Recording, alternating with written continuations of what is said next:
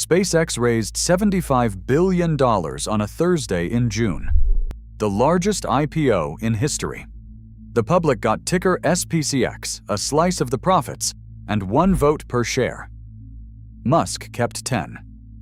So here is the part the allocation screen never tells you. You think you're buying rockets. You're buying the launch clock. The ticker is real. The vote is an illusion. The kingdom is not yours. Now look at what that ticket actually opens. The order goes through. The allocation screen glows green. You bought in at $135 a share, and by the time the NASDAQ bell stopped ringing, the stock closed at $160.95, and the company was worth more than $2 trillion. You feel like a co-owner of the future. You are not. You own exposure. You do not own command. So before you celebrate the position, 3 things you should understand. Why the ticker is not the company, where the real money inside SpaceX actually flows, and who holds the switch when the launch clock stops. You can buy the ticker. You do not buy the steering wheel. The IPO gave you exactly one thing to choose: Class A stock. At $135 on pricing day, and a week later $174.80, after an 8.8% drop that still left you 29% above the offering. 2 prices, same share class, same single vote. You can pick which day you walk in. You cannot pick a stronger ballot. Notice what is not offered. The other door. That other door is Class B. Those shares carry 10 votes each. Yours carries 1. Musk holds the 10-vote stack, and inside that stack sits a removal power provision, the right that decides who can be forced out and who cannot. You can sell your shares any morning you like. You cannot remove him on any morning at all. The menu looks like a choice of price. It is really a choice of how much you would like to pay for the same powerlessness. The IPO opens access. Then the Class B door closes. So now you own it. Walk through what arrives next. The first bill isn't a number on an invoice. It's a feeling, and it lands the moment the trade settles. You log in on a Monday. You see the position. You see the liquidity. You can buy more. You can sell. You can watch the price move every second the market is open. Then you try to picture exercising any control over the company you supposedly co-own, and there's the Class A order ticket on your screen. A buy button and a sell button, and nothing else. No phone number for the launch schedule. No line item for the AI budget. You hold a receipt for a kingdom and a switch that only does 2 things: in, out. There's a price tag hidden inside that $135 share, and it's brutal. At the initial public offering valuation, you paid roughly 94 times the company's trailing sales. 94 years of revenue, priced in on day 1. That number doesn't buy you a discount or a margin of safety. It buys you a demand. The launch clock had better keep its cadence, because perfection is already in the price. You didn't buy a bargain. You prepaid for flawless. You bought liquidity without authority. That's the receipt. Now the question is what your money is actually feeding. The business is not rockets. The business is the launch clock, the cadence that keeps everything else paying. And the thing that actually pays is Starlink.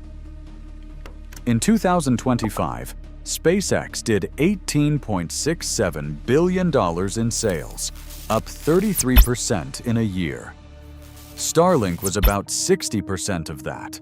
Roughly 10.3 million people have a dish bolted to a roof, all paying a monthly bill, fed by about 9,600 satellites overhead. That's orbital rent. Every time the launch clock fires, another satellite stack goes up. And every satellite up there is another street of roofs that can become subscribers. Starlink's operating income doubled to $4.42 billion. That's the seduction. A subscription business hiding inside a rocket company, throwing off the kind of cash a cable company would recognize, except the cable runs through low orbit and the cadence keeps laying more of it. Then look at where the cash went. The same year, SpaceX swung to a $4.94 billion net loss, down from a $791 million profit. The dish on the roof earns $4.42 billion. One furnace down the hall burns more than that and asks for the rest. Picture the budget meeting. Capital spending hit $20.74 billion. 61 cents of every dollar went to AI.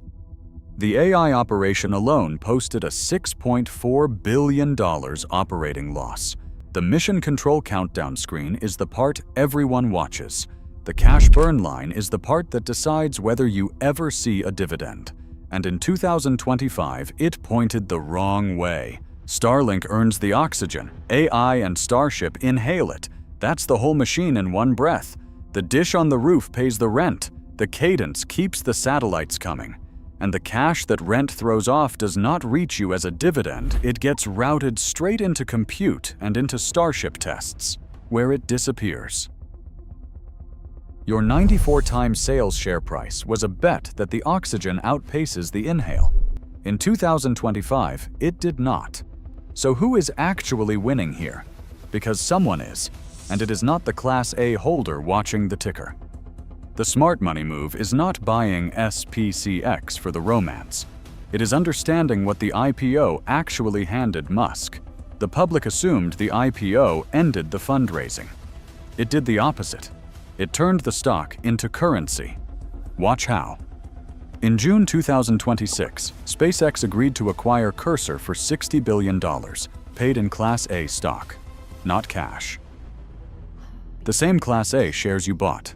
SpaceX printed equity, handed it over, and absorbed an entire company without touching its bank account.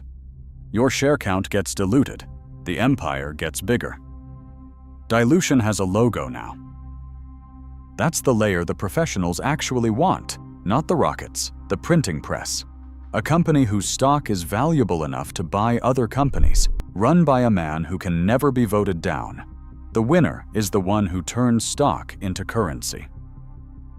You funded the press. He holds it. Here's why the man with the 10-vote stack can do what you cannot.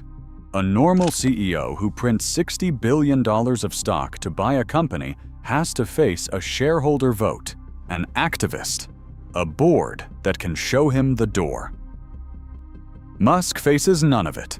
The Class B removal power means the cap table can be furious and still be powerless. So he can hold a money-losing company through a bad year, root Starlink's rent into a furnace that loses $6.4 billion, and dilute the public to buy Cursor, all without a single morning where his job is in question. The weak owner sells when the stock drops 8.8%. The man who can't be fired doesn't have to flinch. That's the real product on offer here, permanence, and only one person got to buy it. Which is exactly why this looks so good right up until it doesn't. Because the launch clock runs on permission, and permission belongs to other people. Take the first failure, the regulator. The fantasy says reusable rockets removed the risk. Land the booster, fly it again. No more catastrophic loss. Then came the May 2026 Starship test. The booster had a mishap, and the FAA ordered an investigation. The clock stopped, not because the engineering failed permanently, but because a government letter, the FAA mishap letter sitting on a desk, said no more flights until we say so. Smoke has paperwork. And while that paperwork sits there, the $20 billion capital expenditure machine keeps spending. The rule it proves: a regulator can ground your ambition without owning a single share. Permission slows the capital. The capital does not slow itself. Take the second, the customer. The fantasy says SpaceX is a monopoly, and monopolies set their own prices. Then Pentagon documents surfaced showing alarm over a proposed Starlink arrangement, a $500 million setup fee, and $100 million a month to operate. The Pentagon pushed back. The lesson is not that the price was wrong. It is that even your biggest, most captive customer reads the invoice and says no. The rule it proves: monopoly value invites pushback, and the customer is not a fan either. A different break from the FAA. That one stopped the rocket. This one questions the bill. Take the third, the market. The week after the debut, the stock dropped 8.8% in a session. No scandal, no crash, just gravity.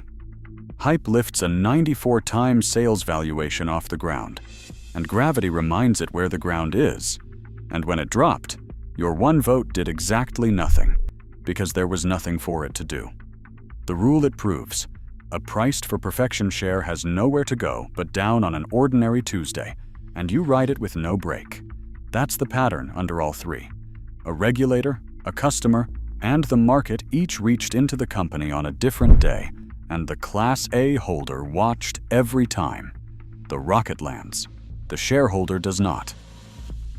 So picture the 2 years ahead of you, the good one and the bad one, because they share the same building. A good year. The cadence holds, more than 2 launches a week.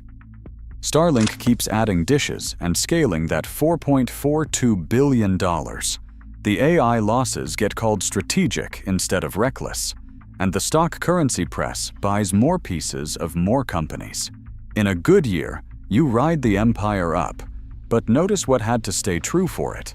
The FAA had to stay quiet, the Pentagon had to keep paying, and the furnace had to keep looking like a plan instead of a leak. A bad year. Starship gets grounded by another FAA letter. The AI furnace keeps burning toward another multi-billion-dollar loss. Debt rises. The company was already issuing bonds. A defense customer balks at the next invoice. And through all of it, the bills stay exactly where they were. Capital expenditures do not pause because the clock did. The satellites still need replacing. The compute still draws power. The cadence stops. The costs do not. And the one party who could force a change of course, that is not you. That is the 10-vote stack. Notice what is identical in both years. You do not decide which one happens. Public ownership becomes exposure without command. The common mistake is simple to state. You think you bought a piece of SpaceX. You bought a claim on its profits and a vote that cannot move it. The rockets are real. The revenue is real. The Starlink rent is real. What is not real is the part of your brain that felt like an owner when the order filled. You do not hold the launch clock. You hold a ticket that goes up and down, depending on whether someone else keeps it running. The market got shares. Musk kept the switch. You kept the clock. You never controlled the launch.